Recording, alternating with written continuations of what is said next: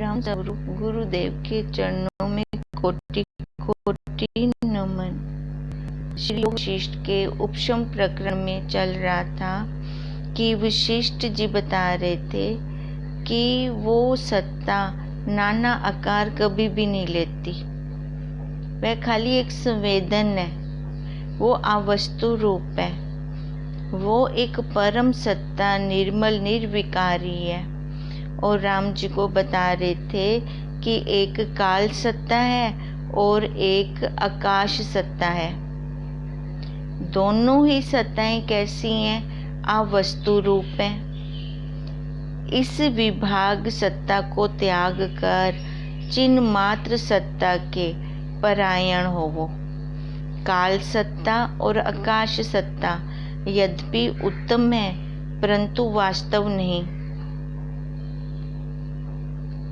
जहाँ नाना विभाग कलना आकार और नाना कारण है, वह पवित्र करता पावन नहीं, क्योंकि वहाँ तो नाना तत्व है। अपने स्वरूप में तो नाना तत्व है ही नहीं। इसी से कहा है कि आकाश काल आदि सत्ता वास्तव नहीं, और सत्ता समान जो संबित मात्र है वह सबका बीज है। उसी से सबकी प्रवृत्ति होती है, चाहे वो ज्ञान वाली हो चाहे वो अज्ञान वाली। हे राम जी, जो कुछ पदार्थ हैं उनकी कलना सत्ता समान में हुई है। उस अनंत अनादि बीज रूप परम पद का बीज और कोई नहीं। जब उसका भान हो तब यह निर्विकार होकर स्थित होती है। देखो, जब उसका भान होता है तभी हम कहते हैं जैसे हमारे भाव होते हैं वैसी हमारी सृष्टि होती है।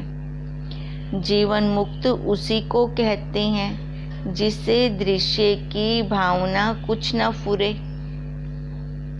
जैसे बालक मूक और अभिमान से रहित होता है, तैसे ही ज्ञान से जीव निर्वासनिक हो तब जड़ता से मुक्त होता है और सर्व आत्म भाव को प्राप्त होता है। जिस संबित में दृश्य का स्पर्श होता है वह संबित जड़ है, क्योंकि शुद्ध स्वरूप में मलिन का स्पर्श होता है। जो संबित द्वैत फुरने से रहित है वह शुद्ध और अजड़ है।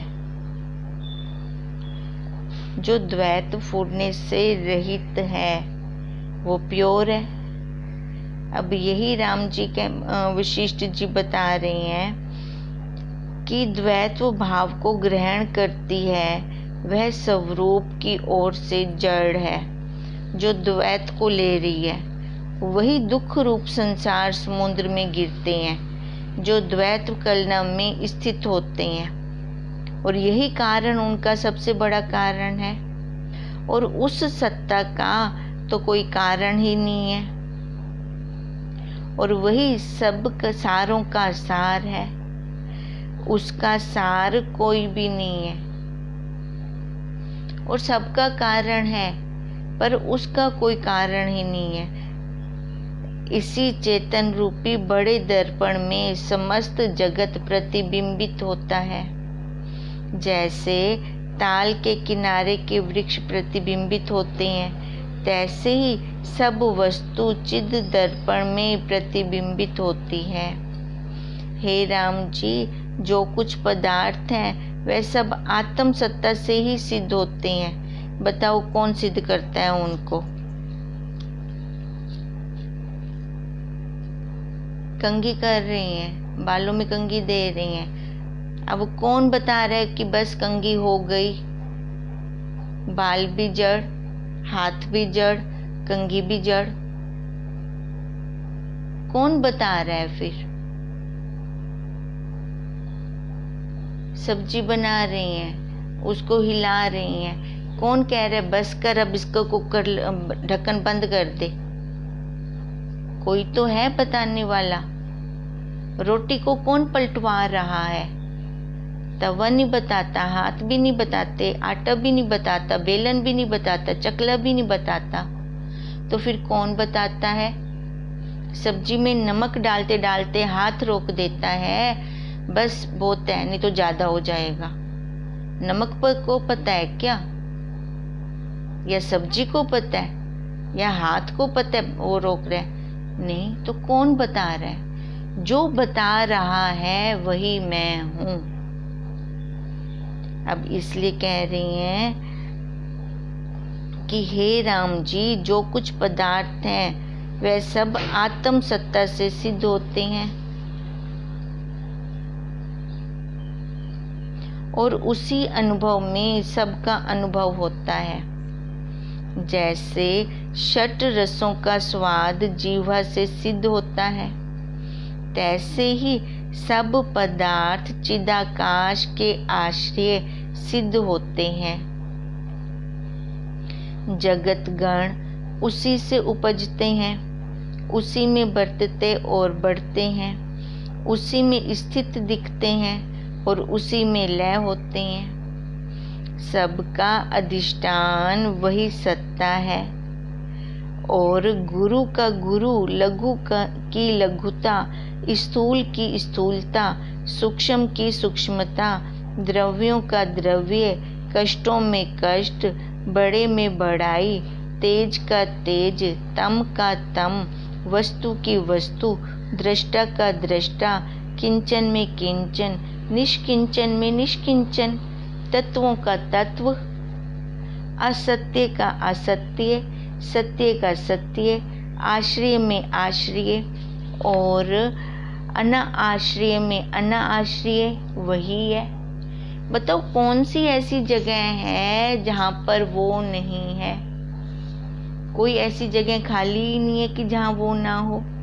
हे राम जी, ऐसी जो परम पावन सत्ता है उसमें प्रयत्न करके स्थित हो, फिर जैसे इच्छा हो तैसे करो। तभी हम कहते हैं वो कण कण में व्यापक है। कण कण में है, जो कण कण में व्यापक है, तो कौन सी जगह पे हम कहें कि वो वहाँ पर नहीं है? तभी तो भगवान जी इस बात पे हार जाते हैं कि उनको हम चैलेंज देते हैं कि अपनी सृष्टि से निकाल के दिखाओ, तो माने वो निकाल ही नहीं सकते। कहाँ बिठा दें? निकाल के कहाँ रख दें? जिधर भी रखेंगे वहाँ पर वो स्वयं में। ऐसी जो परम पावन सत्ता है उसमें प्रयत्न करके स्थित हो वो, फिर जैसे इच्छा हो तैसे करो। वह आत्म तत्व निर्मल, अजर, अमर, शांत रूप और चित्त के क्षोभ से रहित है। उसमें संसार से मुक्ति के निमित्त स्थित हो वो। कैसे स्थित होवे उसमें? मोक्ष प्राप्ति के लिए। मोक्ष भी किसका होता है? शरीर का। साक्षी में न बंधन है न मोक्ष है। उस साक्षी में तो कुछ भी नहीं है। अब वशिष्ठ जी भी राम जी को कह रहे हैं, देखो सारा कुछ बताने के बाद साथ में बोल दिया मर्जी तुम्हारी, जहाँ दिल करे वहां रहो। क्योंकि जब तक हमारी खुद की इच्छा नहीं होती तब तक हम स्वयं कुछ कर ही नहीं पाएंगे। हमारा क्वेश्चन बनेगा तभी हमें आंसर समझ में आएगा, नहीं तो गुरुदेव तो हमें कब से आंसर दे रहे हैं, पर हमारा क्वेश्चन ही नहीं था तो इसलिए हमें समझ में भी नहीं आ रहा था। इति श्री योग विशिष्ट उपशम प्रकरणे स्मृति बीज विचारो नाम 87वां सर्गा समाप्त।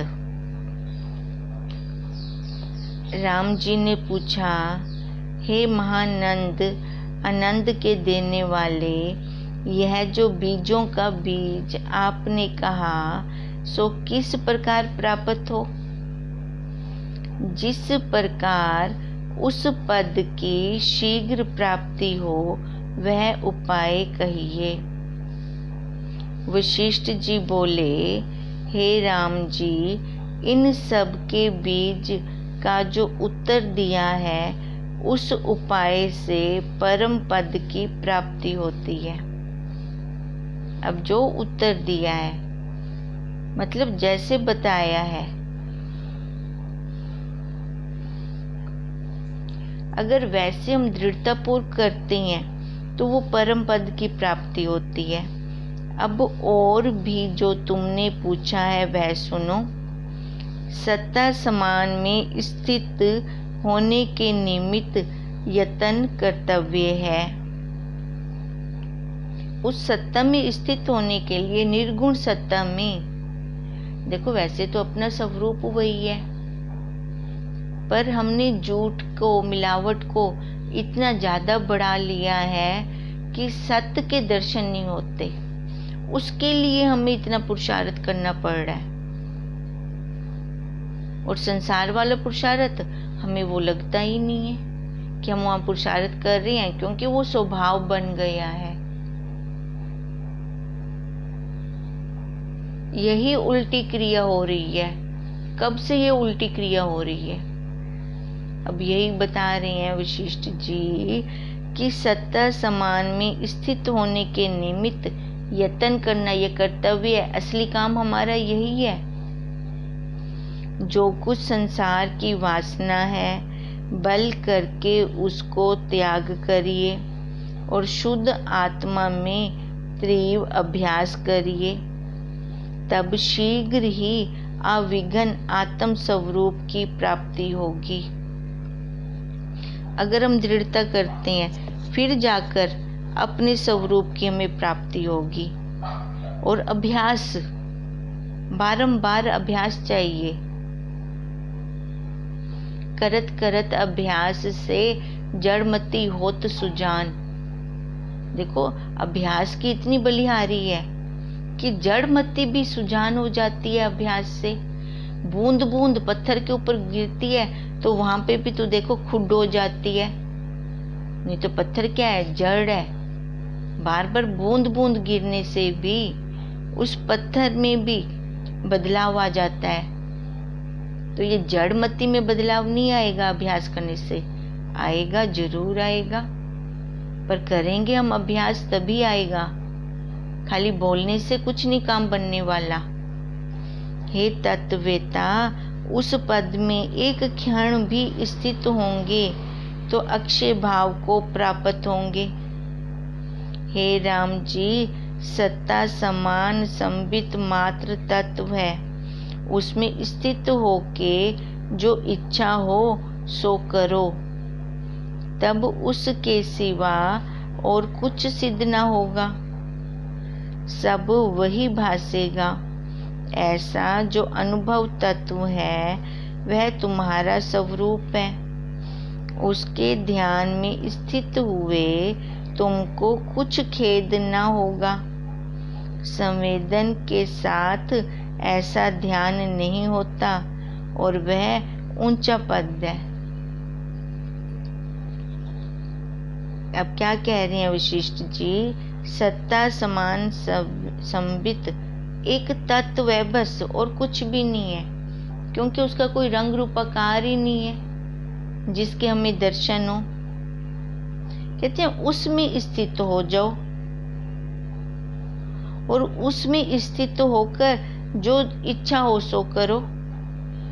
फिर तो देखो जब एक बार स्थिति हो जाती है, दृढ़ता हो जाती है, तो इच्छाएं, वासनाएं वहीं खत्म हो जाती हैं।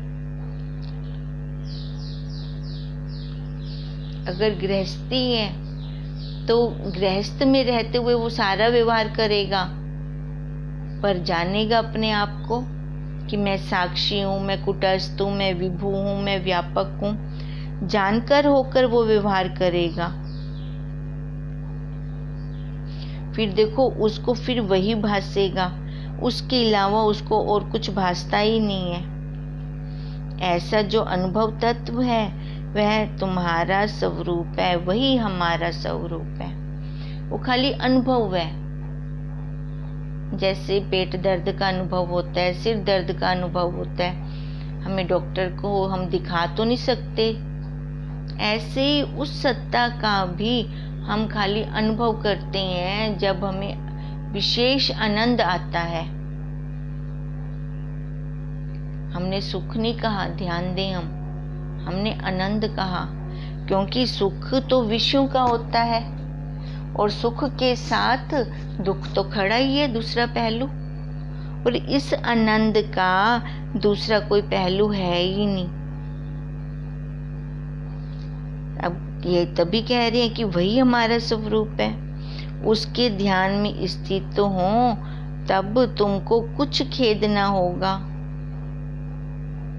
संवेदन के साथ ऐसा ध्यान नहीं होता, फूडने के साथ। देखो कहते हैं फूडने के साथ ऐसा ध्यान नहीं होता। जहां पर फूडने खत्म हो जाते हैं,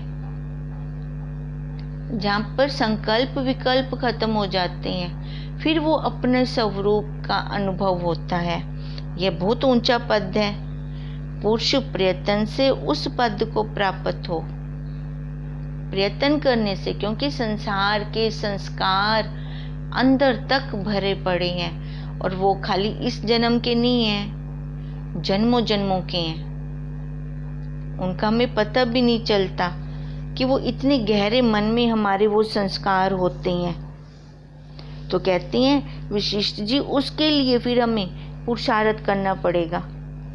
वो पुरुषार्थ करके हम उन संस्कारों को हटा सकते हैं। हे राम जी, केवल संवेदन के साथ ध्यान नहीं होता, क्योंकि सर्वत्र संभव संबित तत्व है। का हम ध्यान करें, किसका हम ध्यान करें, वो तो सर्वत्र है। पर शुरू में तो डेमो लेना पड़ेगा, अभ्यास करना पड़ेगा, किसी एक पर एकाग्रता करनी पड़ेगी, फिर जाकर एकाग्रता करने से जो मन की चंचलता है वो खत्म होगी। मन की चंचलता खत्म होने से अपने स्वरूप का स्पष्ट अनुभव होगा, क्योंकि है वही, होगी वही, रहेगी वही, उसके अलावा तो दूसरा कुछ है ही नहीं। वो सर्वत्र संभव है, संबित तत्व है। संबित सर्वदा सर्वकाल सहायक होती है। कौन सी ऐसी अवस्था है जिस अवस्था में उसने हमारा साथ छोड़ा हो? यहाँ तक कि सुषुप्ति अवस्था में भी उसने हमारा साथ नहीं छोड़ा।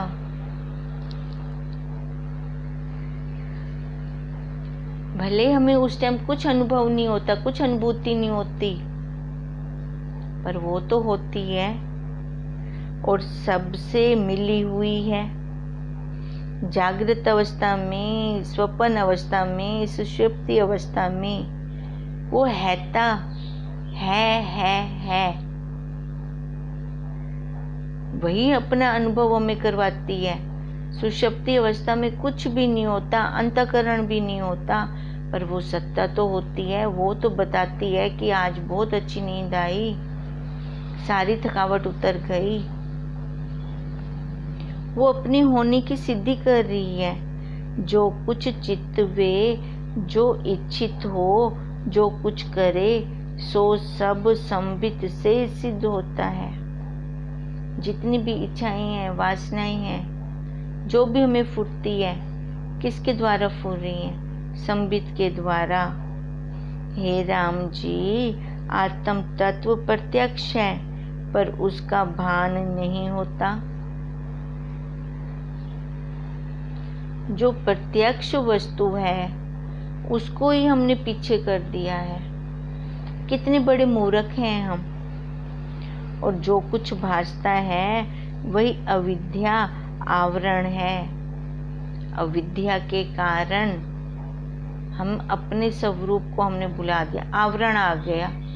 आवरण किसका आ गया? इस मोटे शरीर पर्दे का, इस शरीर रूपी पर्दे का आवरण आ गया, जिसके कारण अपना स्वरूप हट गया।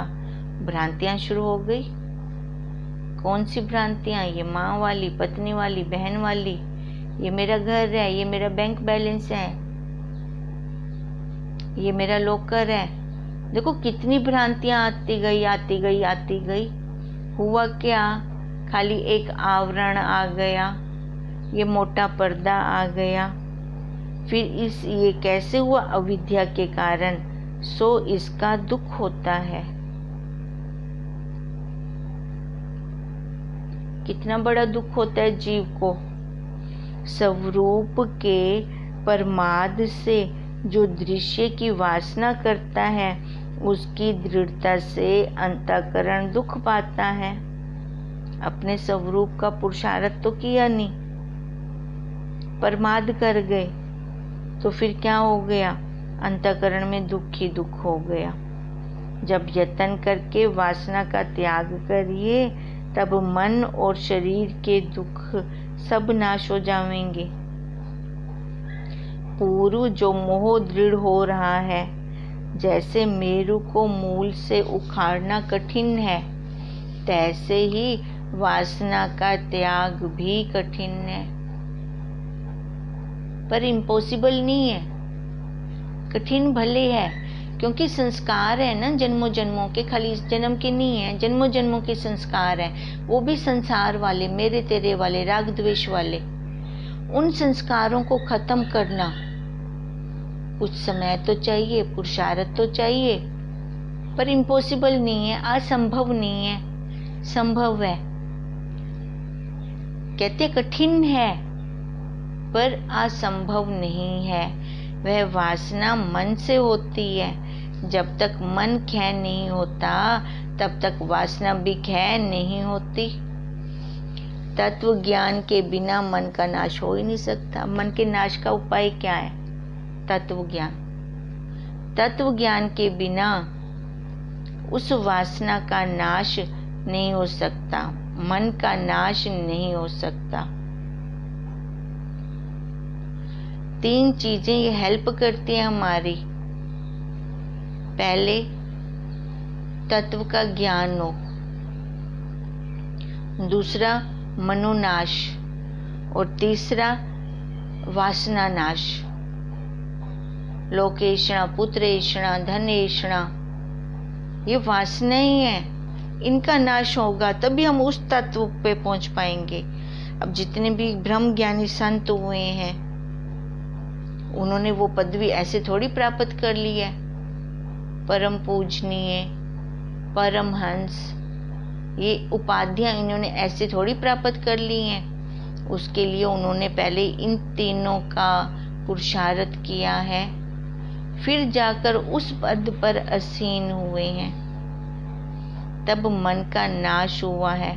वासना और मन का आवरण एक साथ दूर होता है। यह परस्पर कारण रूप है। इससे हे राम जी, तुम पुरुष प्रयत्न करके मन के संकल्प विकल्प को निवृत्त करो। देखो, पुरुष किसको कहते हैं? जो अपने स्वरूप की तरफ जाता है, जो इस स्त्री शरीर में भी है और वो अपने स्वरूप का पुरुषार्थ कर रहा है, उसमें दृढ़ता कर रहा है, तो वही पुरुष है। अब इसलिए वशिष्ठ जी राम जी से कह रही हैं कि तुम पुरुष प्रयत्न करके मन के संकल्प विकल्प को निवृत्त करो और अभ्यास और विचार करके विवेक का उपाय करो। अब विवेक का उपाय करेंगे तो क्या होगा? भोगों की वासना खत्म होगी, भोगों की वासना दूर होगी। इसी से तुम शांतिमान होवोगे। इन तीनों के सम अभ्यास से तत्व ज्ञान, मनोनाश और वासना क्षय का बारंबार अभ्यास करो। ये अभ्यास की बलिहारी है। जितना हम अभ्यास करते हैं, उतना हम अपने स्वरूप में स्थित होते हैं। इसलिए बार बार वशिष्ठ जी भी राम जी को यही कह रहे हैं, अभ्यास करो। हमारे गुरुदेव भी हमें यही बोलते हैं कि उस तत्व का अभ्यास करेंगे तभी हम अपने स्वरूप में स्थित होंगे, नहीं तो अपने पास और कोई साधन नहीं है।